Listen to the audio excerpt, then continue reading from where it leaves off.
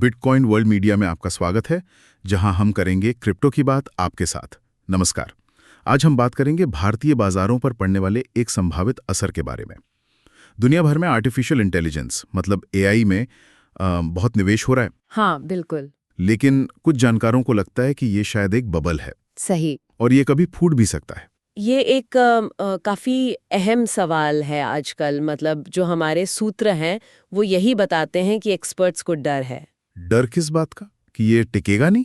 हाँ, कि ये जो भारी निवेश है एआई में ये शायद सस्टेनेबल न हो, और अगर ये तथाकथित एआई बबल फूटता है तो वहां से पैसा निकलेगा और फिर वो पैसा नई जगह ढूंढेगा। अच्छा, और यहीं पर भारत की बात आ जाती है ना? जी। पर ऐसा क्यों सोचा जा रहा है? क्या सिर्फ इसलिए कि हमारे यहाँ एआई पर सीधे फोकस करने वाली बड़ी कंपनियां भी उतनी नहीं है? वो एक कारण तो है बिल्कुल, लेकिन बात शायद उससे थोड़ी गहरी है। अच्छा। सूत्र ये इशारा कर रहे हैं कि निवेशक ऐसी उभरती अर्थव्यवस्थाओं को देख सकते हैं जहां मतलब डोमेस्टिक डिमांड मजबूत हो, जहां अंदरूनी खपत अच्छी हो। हाँ, और ग्रोथ की अच्छी संभावनाएं हों। तो भारत अपनी इतनी बड़ी आबादी और बढ़ते मिडिल क्लास के साथ एक आकर्षक डेस्टिनेशन बन सकता है, खासकर उन सेक्टर्स में जिनका शायद एआई से सीधा लेना देना ना भी हो, जैसे कंज्यूमर गुड्स हो गए, इंफ्रा हो गया या इंडस्ट्रियल प्रोडक्शन। लेकिन ये मान लेना कि पैसा सीधा भारत ही आएगा, ये थोड़ा ज्यादा आशावादी नहीं लगता। खासकर जब हम देख रहे हैं कि फिलहाल भारतीय शेयर बाजार वो तो थोड़े सुस्त चल रहे हैं। आपकी बात बिल्कुल सही है। अमेरिका से कुछ कमजोर आर्थिक खबरें आई थीं, उसका असर तो दुनिया भर पर दिख रहा है। हाँ बिल्कुल, एक ग्लोबल अनिश्चितता का माहौल तो है ही। और निवेशक सावधानी बरत रहे हैं, ये भी साफ है। हाँ। और यही वजह है कि हम देख रहे हैं कि विदेशी संस्थागत निवेशक FIIs वो भारतीय बाजारों से पैसा निकाल भी रहे हैं। कितना निकाला है इस साल, कुछ अंदाजा? हाँ, इस साल अब तक का आंकड़ा देखें तो करीब $15 बिलियन से ज्यादा की निकासी हो चुकी है। बाप रे, ये तो काफी ज्यादा है। जी, और खासकर उन उपभोक्ता कंपनियों से बिकवाली हुई है जिनकी कीमतें पहले काफी तेजी से बढ़ी थीं, वैल्यूएशन शायद ज्यादा हो गए थे। अच्छा, तो एक तरफ तो ये सुस्ती है, FIIs पैसा निकाल रहे हैं। हाँ। लेकिन दूसरी तरफ एक और चीज दिख रही है। क्या? नई कंपनियों के IPOs मतलब इनिशियल पब्लिक ऑफरिंग, जब कंपनी पहली बार शेयर लाती है। हाँ, प्राइमरी मार्केट। हाँ, वो बाजार काफी गर्म लग रहा है। लेंसकार्ट के IPO को अच्छा रिस्पांस मिला, सुनने में आया। हाँ, मिला। और अब ग्रो का IPO भी खुल गया है या खुलने वाला है। ये क्या चक्कर है? एक तरफ सुस्ती, दूसरी तरफ IPO में तेजी। ये बड़ा दिलचस्प नजारा है, सही कहा आपने।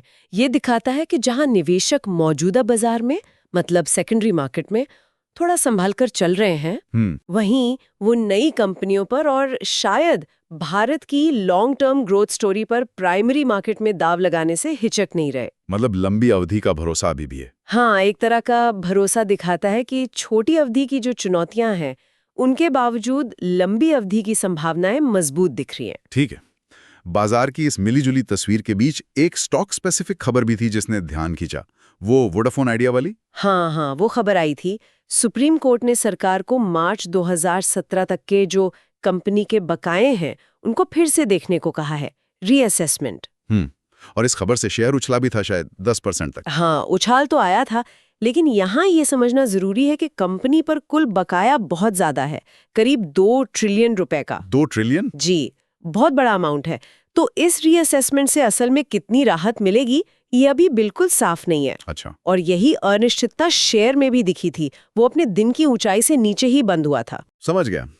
और अगर हम ओवरऑल कंपनियों के नतीजों की बात करें जो अभी आ रहे हैं, क्वार्टरली रिजल्ट्स, जी, वहां क्या दिख रहा है? वहां तस्वीर थोड़ी बेहतर नजर आ रही है।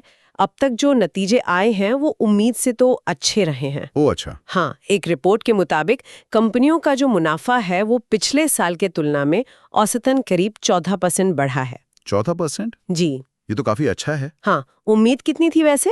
बाजार को लगभग 9% की उम्मीद थी, तो उससे तो काफी बेहतर है। हाँ, बिल्कुल। खासकर जो कच्चे माल से जुड़ी कंपनियां हैं और जो मिड कैप्स हैं मतलब मध्यम आकार की कंपनियां, उनका प्रदर्शन काफी अच्छा रहा है। तो इससे सेंटीमेंट थोड़ा सुधरेगा? हाँ, इसके चलते जो मुख्य इंडेक्स है निफ्टी 50, उसके लिए मुनाफे के अनुमान को भी थोड़ा बेहतर किया गया है। चलिए, ये तो अच्छी खबर है।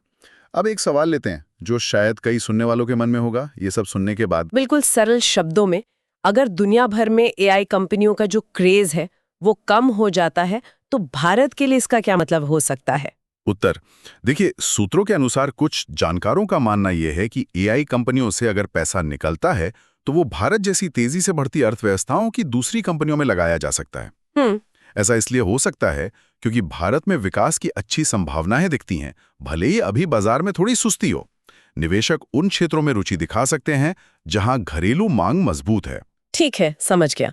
और अंत में आज के विश्लेषण से जुड़ा एक सोचने वाला सवाल। सोचने वाली बात यह है कि क्या ये जो मौजूदा वैश्विक अनिश्चितता है और थोड़ी सुस्ती का माहौल है, इसमें भी भारत बाहरी निवेश को लगातार अपनी ओर खींचने की क्षमता रखता है?